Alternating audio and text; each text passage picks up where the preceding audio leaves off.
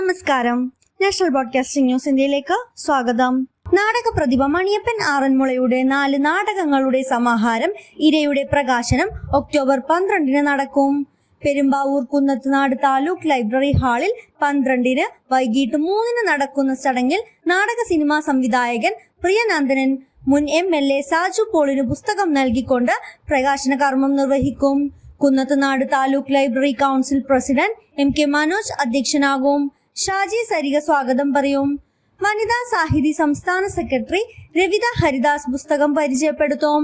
Professor Vinod Kumar Kalloli, PG Sajeev, NP Ajay Kumar, doctor KN Unnikrishnan, MA Sulaiman തുടങ്ങിയവർ പ്രസംഗിക്കും. Kunnathunad taluk library കൗൺസിലും പുരോഗമന കലാസാഹിത്യ സംഘം പെരുമ്പാവൂർ മേഖലാ കമ്മിറ്റിയുടെയും നേതൃത്വത്തിലാണ് പരിപാടി സംഘടിപ്പിക്കുന്നത്. കൂടുതൽ അപ്ഡേറ്റ്സിനായി കാത്തിരിക്കുക. National broadcasting news India. നന്ദി.